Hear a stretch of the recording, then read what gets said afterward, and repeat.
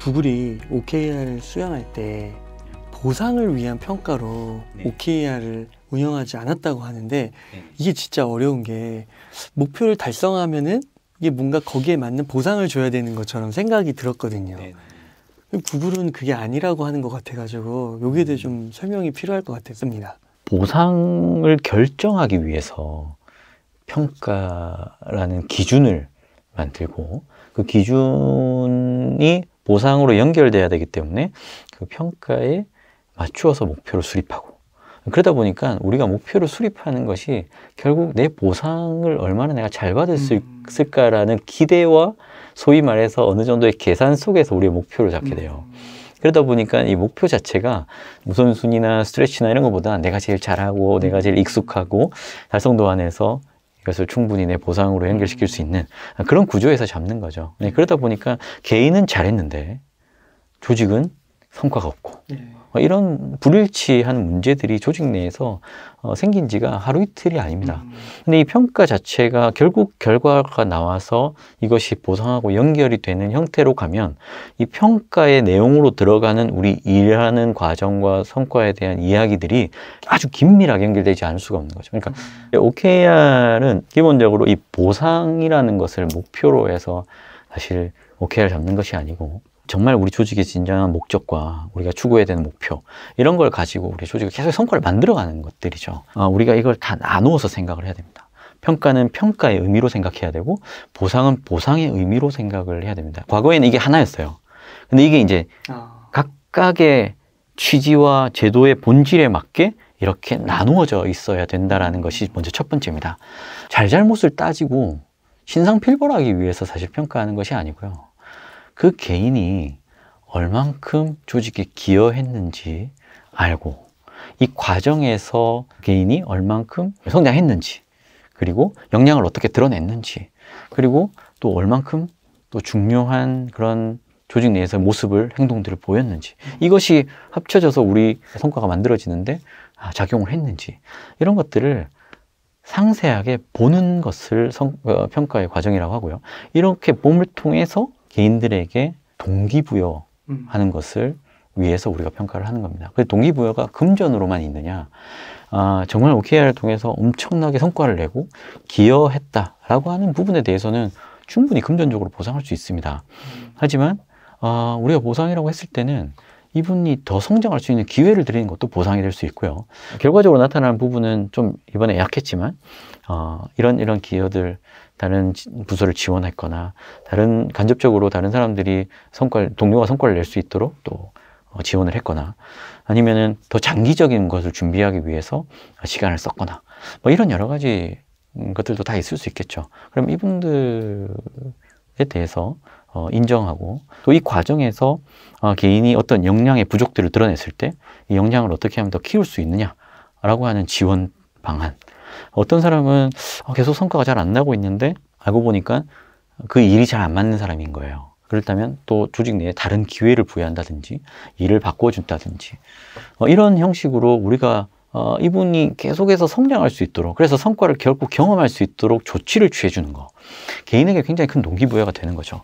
일을 즐겁게 만들어주게 하는 고민들을 조직에서 해주는 거니까 그리고 우리 리더들이 그 고민들을 하면서 개인이 더 행복하게 더 잘 일할 수 있도록 이렇게 만들어주는 거기 때문에 이건 굉장히 중요한 동기부여가 되고 이런 동기부여를 위해서 평가라고 하는 겁니다. 그래서 평가를 할 때는 우리 조직이 무엇을 중요하게 여긴다라는 기준을 잡아놓고 해야 됩니다.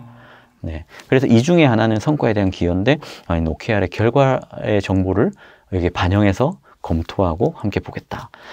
이거는 우리 협업이라는 것을 굉장히 중요하게 우리 조직은 보고 있는데 OKR을 하고 CFR을 하는 과정에서 그리고 동료들이 서로 피드백하고 그런 서로에 대한 피드백을 한 이 내용들을 봤을 때 이분이 얼만큼 협업을 잘했는지 이분이 왜 협업을 좀 잘 못하고 있는지 왜 고립되어 있는지 이러한 중요한 가치의 기준에서 투영해서 개인을 보는 거 이제 그것이 우리가 다시 만들어야 되는 평가의 제도의 모습이고 또 우리가 지향해야 되는 평가의 어떤 설계 방향이다라고 보여집니다.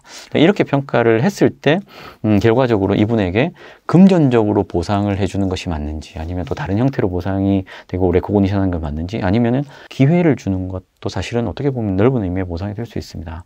이렇게 해볼 수 있는 거죠. 일을 잘하고 성과를 내고 이 과정에서 내가 성장하는 모습들 충분히 서로 공유되어 있는 이 정보를 가지고 우리의 중요한 평가의 기준에 맞추어서 이분들을 하나씩 보는 거. 한 사람 한 사람에 대해서 그 리더가 고민하고 같이 피드백하고 같이 이 사람이 성장할 수 있도록 도와주는 것들이 필요합니다. 네. OKR에 실패 사례도 있을 것 같은데 그것도 좀 설명 부탁드리겠습니다. 네, OKR의 실패, 뭐가 실패냐를 우리가 좀 먼저 좀 정의하고 하면 좋을 것 같아요. 제가 실패라고 했을 때 저 보는 관점은 하다가 포기한 경우. 네, OKR을 좀 하다가 한 1분기, 2분기 정도 해보다가 아유 이거 뭐 힘들기만 하네 했는데도 뭐 당장 뭐 결과가 없네 라고 하면서 포기하는 그런 경우들을 좀 간혹 봐왔습니다. 뭐 심지어는 한 1, 2년 정도 조직에서 계속 해오다가 또 결국에는 또 포기한 그런 사례들도 주변에 좀 있습니다. 그런 경우들이 왜 그렇게 됐느냐를 보는 실패의 원인들을 보는 것이 가장 중요할 것 같은데요. 첫째, 제가 OKR을 할 때 순서가 좀 중요하다라고 말씀을 드렸는데 단순하게 그냥 너 한번 해봐 라고 하는 경우에는 OKR이 굉장히 중구난방의 어떤 소재들을 주제들을 다룰 가능성이 높아지죠. 그렇다 보면 직원들은 나에게 익숙하고 내가 보상과 연계해서 조금 유리한 것들을 OKR에 담을 가능성이 높아지고요. 또 리더들이 그 OKR을 봤을 때 정말 이 OKR의 가치를 경험할 수 있느냐 라고 했을 때 그럴 확률이 굉장히 낮아집니다. 그렇게 되면 OKR은 리더들이 CFR 그다음에 함께하는 이 소통, 조직의 목표에 대한 서로 공감 이런 것의 역할들을 굉장히 해주셔야 되는데 직원들이 한번 해보는 걸로 따지면 이런 공감과 CFR이 거의 이루어질 가능성이 없어지죠. 약간 방임 같은 건가요? 네네. 그리고 구성원들은 내 일도 바쁜데 굳이 OKR을 해야 돼 라는 식으로 OKR을 플러스 알파의 업무로 내를 체크하기 위한 업무로 본다 라고 할 때 부담이 되고 부정적인 이미지가 더 강해지게 됩니다. 또 하나는 이제 OKR을 할 때 연결이 되지만 소통을 안 하면 실패합니다. 네, OKR을 만들어만 놓고 마지막에 그냥 OKR 점검만 하는 거가 되면 결국 OKR은 해서 못했어 라는 것을 점검하기 위한 도구밖에 안 되는 거거든요. 이 OKR은 우리 조직의 일하는 방식을 바꾸고 우리가 스트레치하는 중요한 것에 더 가까이 갈 수 있는 도전, 이 과정에서 우리가 혁신이 일어나고 서로 소통하고 팀 문화도 바꿔가면서 이런 조직을 만들기 위해서 사실은 하고 그걸 계속 경험을 해야 되는데 세워만 놓고 그 경험은 없이 마지막에 점검만 한다. 그러면 점검할 때도 상당히 잘 안 될 가능성이 높지만 이제 이런 것들이 반복되면 오히려 1년에 4번 하는 거 왜 굳이 이렇게 불편한 걸 한 번만 하면 되지 4번이나 해요 라는 또 직원들의 불만들이 나올 수가 있는 거죠. 그래서 소통을 안 하면 조직에서 좀 좋지 않고요. 마지막으로 꼭 좀 제가 실패하는 사례로 강조드릴 수 있는 것은 평가의 다른 이름으로 OKR을 사용하시면 OKR이 잘 안 될 가능성이 높습니다.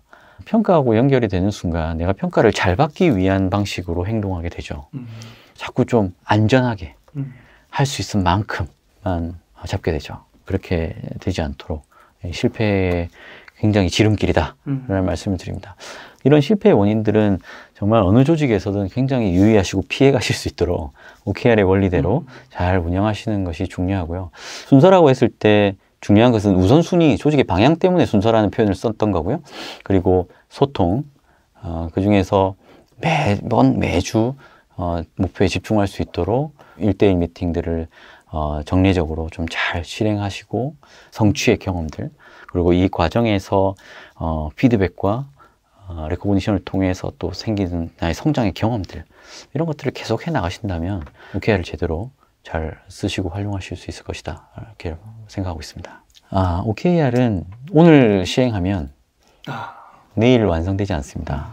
OKR에 걸려있는 우리의 문화적인 이슈들, 리더십, 그리고 개인들의 어떤 마인드셋의 문제, 그리고 이거와 관련된 우리가 환경을 조성하는 어떤 제도적인 장치들, 이런 것들이 다 얽혀 있습니다.